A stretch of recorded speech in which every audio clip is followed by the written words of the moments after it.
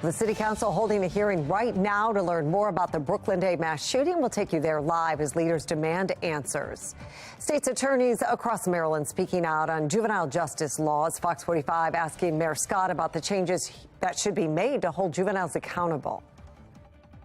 And searing heat this afternoon. We're now at 94 after highs have 96. But the next weather maker moves in with a risk of some cooling showers and storms. Let you know when they get here in my Weather Authority forecast. Live from WBFF in Baltimore, this is Fox 45 News at 6. And good evening, everybody. I'm Mary Bubala. Fox 45 News is following the City Council hearing going on right now on the response to the Brooklyn Park mass shooting.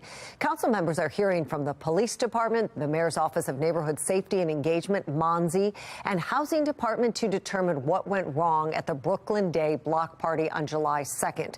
Councilwoman Felicia Porter, who represents the district where the shooting happened, opened the hearing with a powerful statement.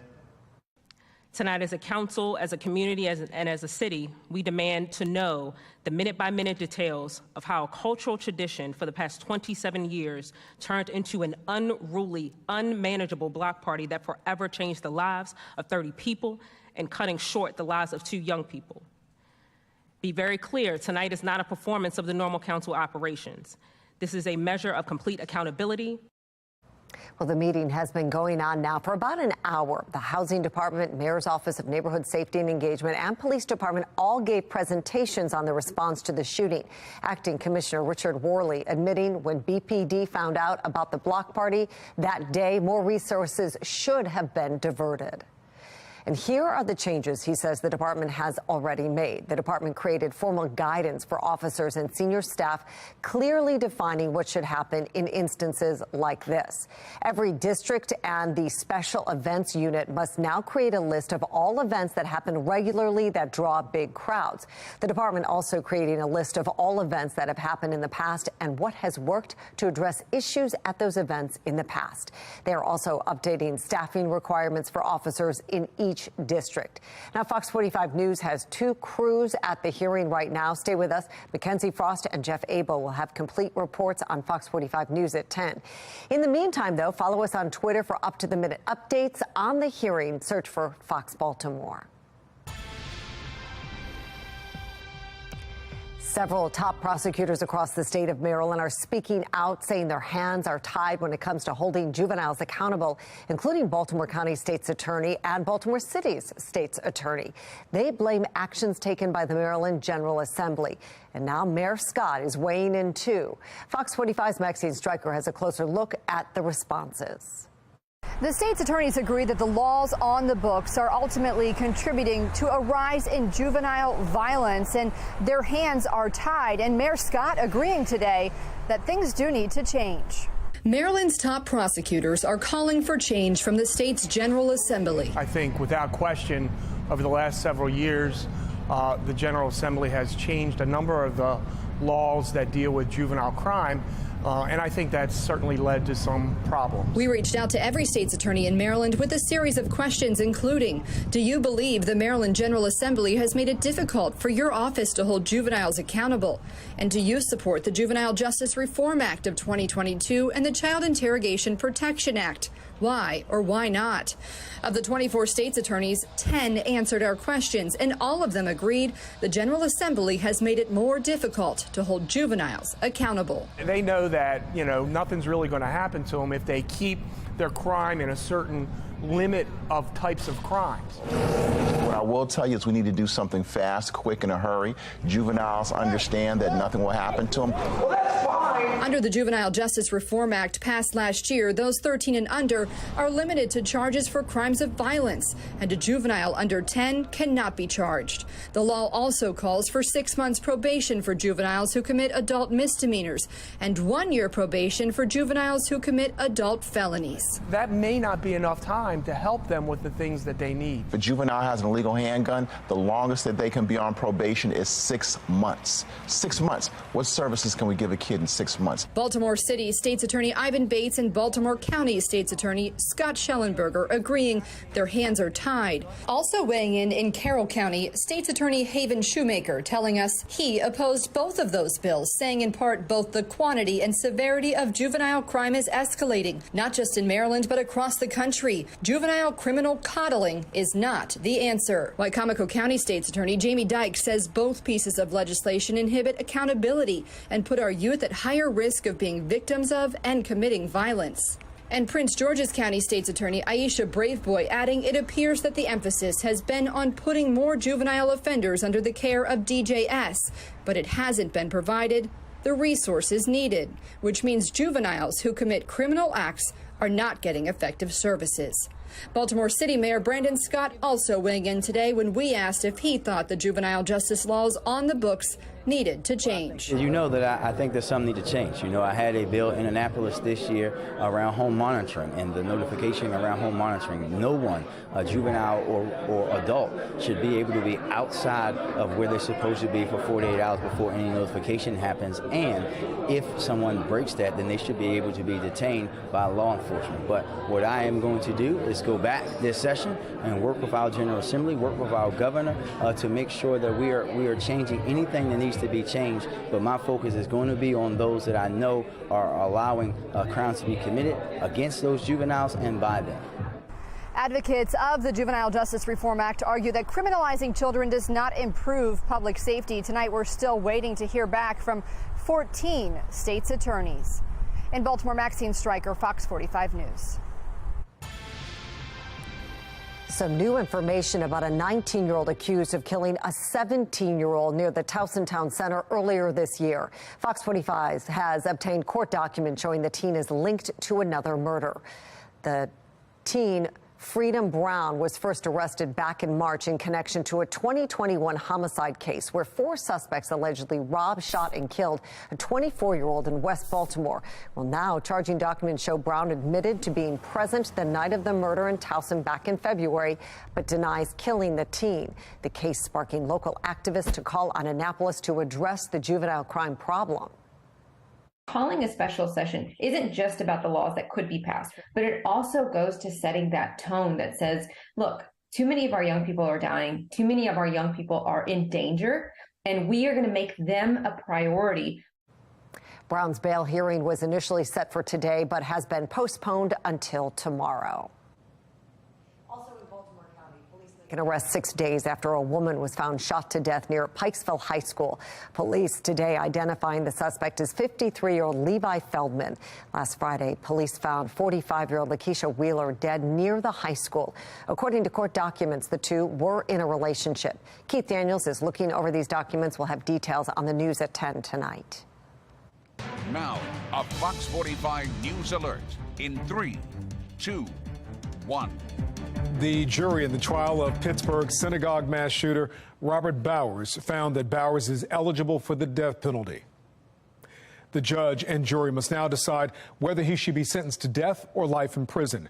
Bowers was found guilty, convicted of killing 11 worshipers and hurting 6 others at the Tree of Life Synagogue in 2018. It marked the deadliest attack on Jewish people in the United States. Bowers was found guilty on all 63 charges against him last month. 22 of those counts were capital offenses. Now, the jury will now hear from survivors and loved ones of the victims. The final stage of the trial is set to begin Monday with opening statements. Mary? Kai, thank you. Well, taking a live look at the Inner Harbor and Towson right now. We've been feeling the heat here today with temperatures hitting the 90s, and it looks like the heat could be with us through the weekend. Let's go to Chief Meteorologist Jonathan Myers with a first look at our forecast. Some stormy weather also mixed in a little bit too, right, Jonathan? Yeah, real all-out summertime, and I'll tell you, it was a hot one today. We made it to 96, 3 degrees off the record over at BWI. 94 now with sun. And 90s elsewhere, like Annapolis, Easton, 99. At Westminster, feels like 95 in Baltimore, 100 at Cockeysville, 102 at Westminster, 100 at Columbia, and that's near dangerous heat indice value there at Laurel at 104 right now. The hope is you get some showers and thunderstorms, maybe not the severe weather like they're seeing places in New York State all the way back down to West Virginia. But we do stand a chance of getting a few of those showers and storms to hopefully take the edge off of some of these temperatures into this evening. 92 at 6 p.m. There's that spot storm chance. There's not a whole lot out there right now. We're going to be tracking that on the future scan coming up in my Weather Authority forecast. Well, today, Baltimore County leaders signed the West Baltimore County Redevelopment Authority bill into law.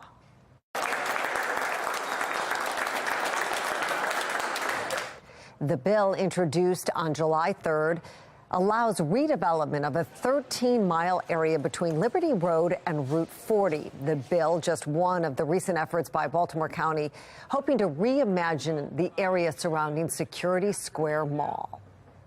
As we think about what the impact of what this bill can mean, it's transformative. It will take the work that we're already doing here at Security and will really equip it to go to the next level. Baltimore County bought a parcel of the mall back in May and has already received $30 million in state and local funding for the project.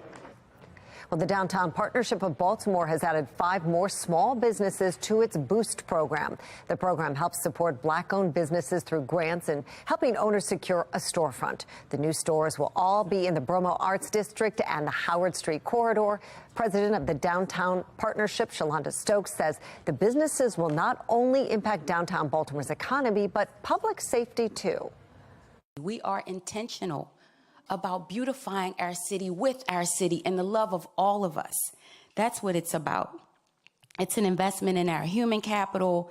It's a catalyst, even for public safety. I mean, when you talk about it, having these businesses open and lighting these streets, it helps with all of it. That's our job.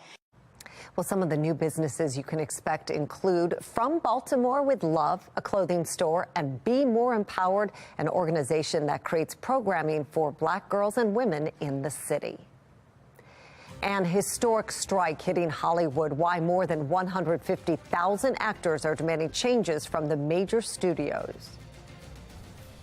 5 months after that toxic train derailment in Ohio, a new fight over who is responsible and who should pay those residents affected. I'm Scott Thuman in Washington with an update.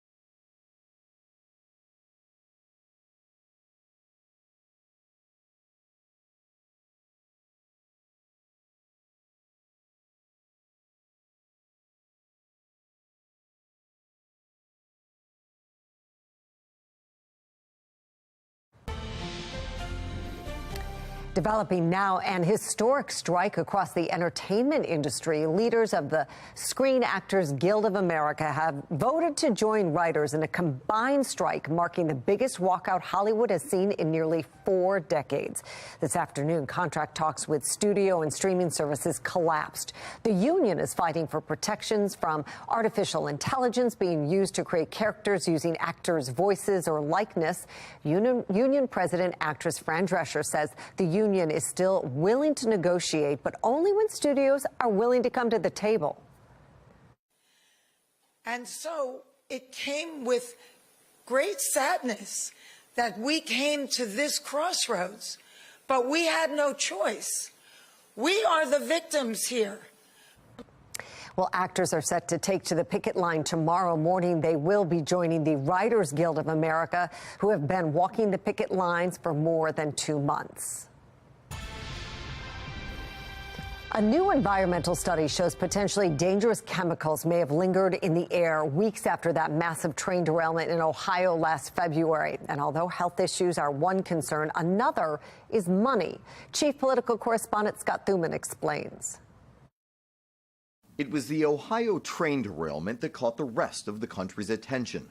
Almost overnight, residents of East Palestine saw their health concerns spike and their livelihoods plummet.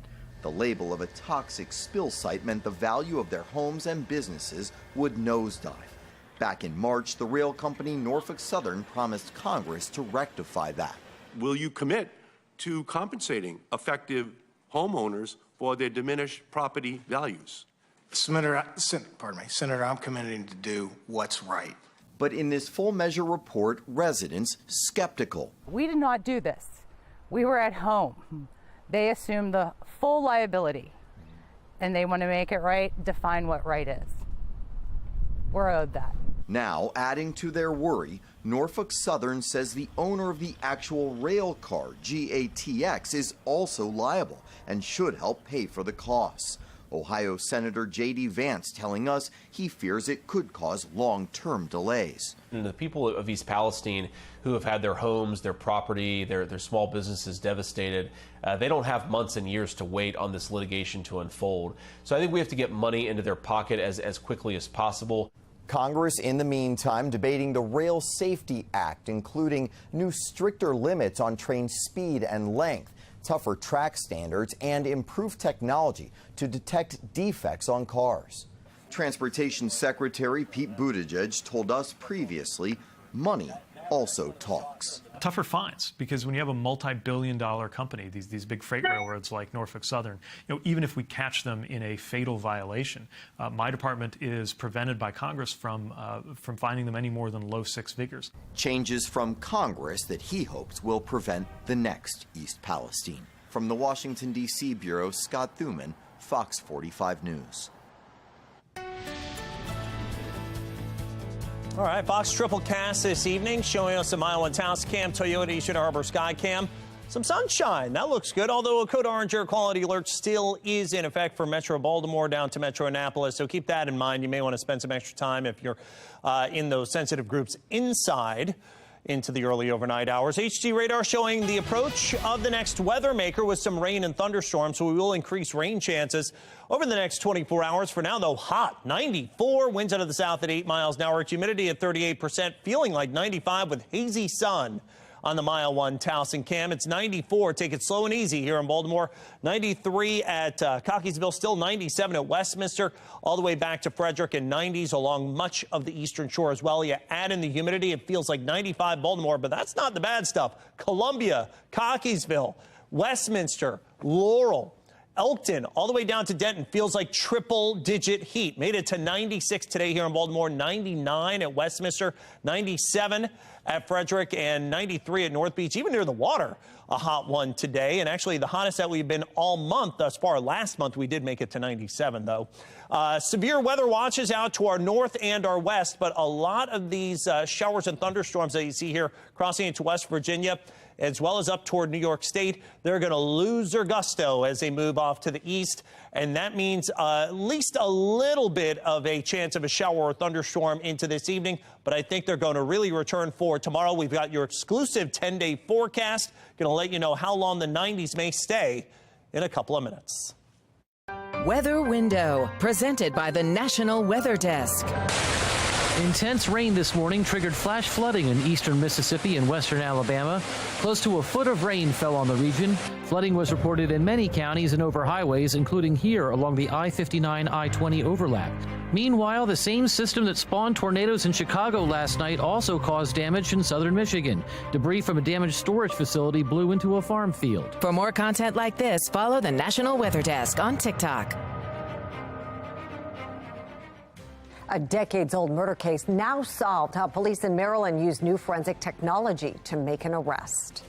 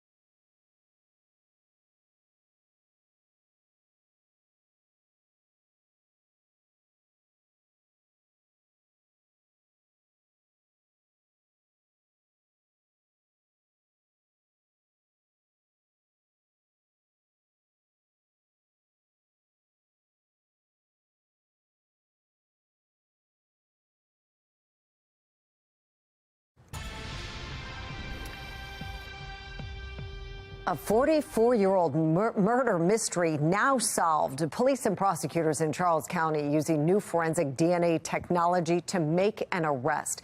Brad Bell from our Sinclair sister station in D.C. has the story. This is Vicki Belk as she appeared in 1979. She was 28 years old, a hard-working single parent from a well-known Alexandria family. Her mother had been a plaintiff in the lawsuit which led to the desegregation of Alexandria public schools. Her great-grandparents founded Oakdale Baptist Church. To then 7-year-old Lamont Belk, she was mom. I remember being disciplined, but I also remember she was always working. In fact, when we last saw her, she was going to work. And then she was gone. Her body found the next day in Charles County. She'd been raped and shot. And for these last 44 years, who did it has remained a mystery. Her family never forgetting. A foundation created in her name has awarded scholarships to more than 100 students. But Vicki's sister Judy says the murder has always hovered like a cloud over the family. I view Vicki's death as a marker, before, after. Now a new marker, an arrest, a name, and a face. New DNA technology linking 63-year-old Andre Taylor to Belk's death. Taylor is now charged with murder and rape. For the Charles County Sheriff, a cold case solved. We never stop, we never give up, and we will always search for ways to solve crimes. Today is a clear illustration of that. I think it's very comforting to know that that someone is going to potentially be held responsible for this, and that it wasn't someone that she knew or that we knew. The grief will always be there, but I think the healing is just a little bit more progressed. Taylor is currently being held without bond at the Charles County Detention Center. It's not his first time behind bars. He was charged with murders in the District of Columbia in 1980 and 1989.